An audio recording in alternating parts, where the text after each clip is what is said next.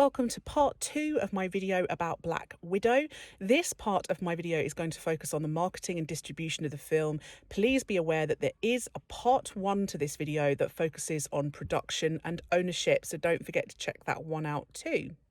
Walt Disney is a vertically integrated company, so as well as actually being a production company, they are able to do things like marketing and distribution too.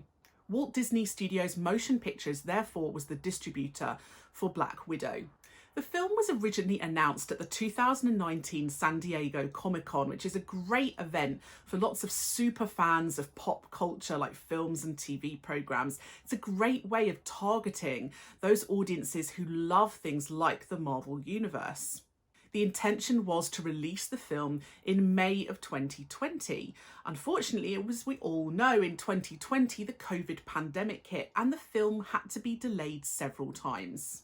Between Comic-Con and 2020, when the film was supposed to be released, they obviously had a big marketing campaign. They had posters, they had trailers, lots of those marketing materials focused around things such as Black Widow's black costume and her particular symbol, the symbol of Black Widow as well. And what happened was, when the film had to be delayed, they were concerned that the marketing materials, when they started to market it again in 2021, they were very worried that the marketing may feel stale and old because people had already seen it back in 2019. So when they realised the film would have to be delayed by a whole year, they basically restarted and recreated the whole marketing campaign, creating new posters and new trailers to try and make the film feel fresh. So the new marketing in 2021 actually used a white costume on a lot of the posters and in the trailers, and it focused on Black Widow's legacy as being part of the Avengers. So really trying to link it back to the shared universe that Marvel has created in an attempt to try and draw in those fans of the shared universe and to really minimise the risk of the film and hopefully boost its profits. They released a new trailer on YouTube, which got a huge number of views, something like 70 million views in the first 24 hours of it being uploaded onto YouTube. So a great way of marketing the film to a global audience.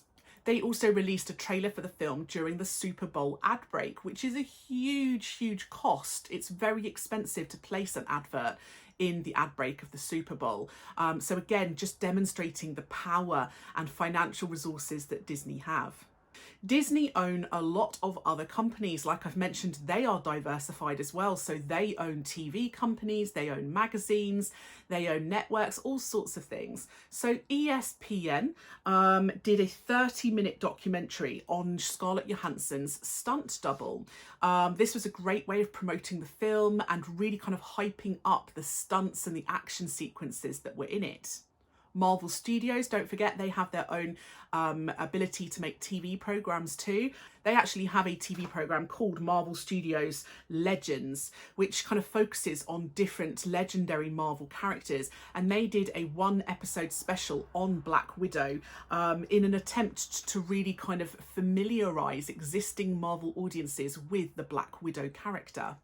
The stars of the show also appeared on multiple chat shows to promote the film, and also on radio broadcasts and in many magazines and newspapers as well, targeting a huge range of audiences around the world. On social media, they really plugged the film very regularly, doing lots of very interactive content, asking audiences to send in comments, asking them what they think, putting on Q&A sessions with the cast and crew, showing behind the scenes featurettes, and really offering a wide range of multimedia content via their social media pages. Marvel, of course, are rooted within the comic book industry, and so they released a range of comic books and graphic novels based around the Black Widow character to really promote the film and help to familiarise Marvel fans with the character and with her narratives. At one point, Disney actually put billboards around America and other countries featuring tweets from real audiences about the film. So they were using audiences' real words to really promote the film and show how real people felt about the movie. as well as having an official Black Widow Facebook, Twitter, and Instagram page. Actually, all of the kind of fictional characters from the Marvel universe have their own social media pages as well. So, Natasha Romanoff, the character played by Scarlett Johansson, actually has her own social media profile where she, as a fictional character, posts regularly. And this helps to create kind of an illusion of a fantasy for the audience and kind of helps them to believe in the reality of the film. The Hollywood Reporter did a documentary on Gabriel Bernstein, who was the director of cinematography for the film. So again, promoting the kind of technology and the creativity of the filmmakers. Disney partnered with several companies as well. So for example, they did a synergetic partnership with Mattel to make 2 Black Widow Barbie dolls available to sell in shops, a clear way of using merchandise to target younger audiences. There were also a range of other synergetic partnerships as well with companies such as BMW, TikTok, Amazon, Geico, and YouTube. So lots of other partnerships that were designed to promote the film and raise awareness of the character. Disney have such power and such a big reputation within the whole media industry that they're able to strike a huge number of deals and create these synergies with companies like Hasbro making huge ranges of action figures, deals with the kind of Funko Pops range to make their own Black Widow Funko Pops. The actual Marvel website has a massive variety of merchandise available for Black Widow as well. So a huge amount of merchandise, and merchandise can be a real avenue to make huge amounts of profit for companies. Premieres obviously create publicity, lots of people taking photos, newspapers and magazines will often report on them. However, because of the COVID pandemic, which was ongoing in 2021, lots of the cast were unable to travel. So instead, what they did was plan a global premiere fan event in multiple countries, so that in different countries they could premiere the film simultaneously, and different stars from different countries would attend those different premieres to promote the film. So Florence Pugh attended and promoted the British London-based premiere. Kate Shortland, who's Australian, attended the Melbourne premiere. You had David Harbour at the New York premiere. Scarlett Johansson was unable to attend the premieres, but she did record a message that was played on the screen at all the premieres. And this fan event was a really key way of promoting the film, really getting those super fan opinion leaders intrigued and excited, and then they would be promoting the film online afterwards by sharing their views and opinions online. And then 2 weeks later, on July the 9th, 2021, the film was finally released. Now, the release of the film was a little bit different to the release of films normally. Normally, what happens is Disney, or indeed any other film studio, will often release a film in cinemas first for at least a few months, and then there will be a break of around 6 months or so, and then the film will be released on DVD, Blu-ray, and streaming sites. However, the COVID pandemic meant that Disney had to really rethink the distribution of this film. They were concerned that if they just put the film in cinemas, their profits would not be very good. And that is because people were still worried about going to the cinema. There were still a lot of countries where cinemas were shut down, and they felt they could not take the risk of having just a cinema release.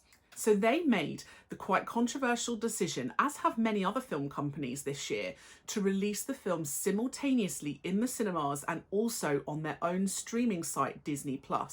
This is another example of vertical integration from Disney, because they're able to distribute and exhibit their own films via their own streaming site. Disney Plus subscribers could not get the film as part of their subscription. They had to pay for premiere access for the film. So that was another $30 just to get hold of the Black Widow film on Disney Plus. And Disney hoped that this would help to boost their profits. Releasing simultaneously on streaming sites and in the cinemas also helps to reduce the risk of piracy. If they had released in the cinemas first, the film could have been pirated, and then some people would have been able to have gotten hold of the film early at home and would not have then purchased the film via streaming site later on. If you release the film at the same time on the streaming site, audiences are more likely to pay for the film rather than pirate it. Unfortunately, Scarlett Johansson was not happy with this. She said that it was not in her contract that the film would be released on streaming sites, and you have to understand why she was upset with this. When actors get contracted to be in a film, what normally happens is their contract gives them a kind of lump sum payment for being in the film. So Scarlett Johansson was paid a lump sum of around $20 million to be in Black Widow. However, there is normally some kind of contract or clause written in that says that she will also receive a percentage of the profits from the film at the box office. So when it's in cinemas, she will receive a percentage of those that profit.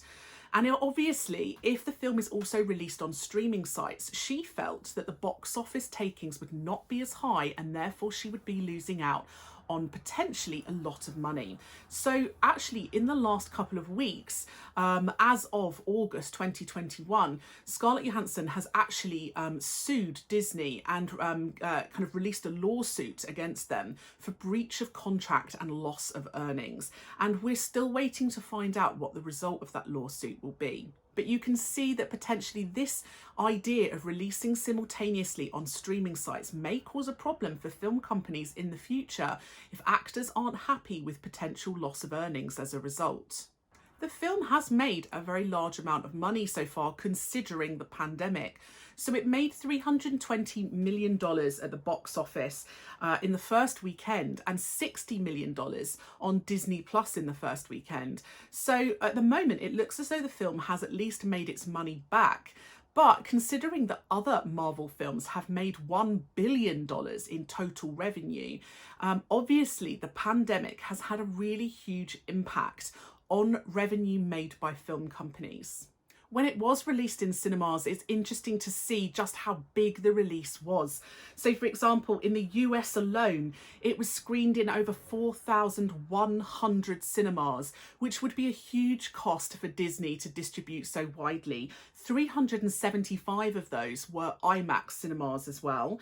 They also had 1,500 releases in 3D across the country, and there were 275 releases in other formats such as D-Box, 4DX and ScreenX as well. So use of a variety of exhibition technologies to target audiences who perhaps enjoy some of these more high-tech ways of watching a film in cinemas.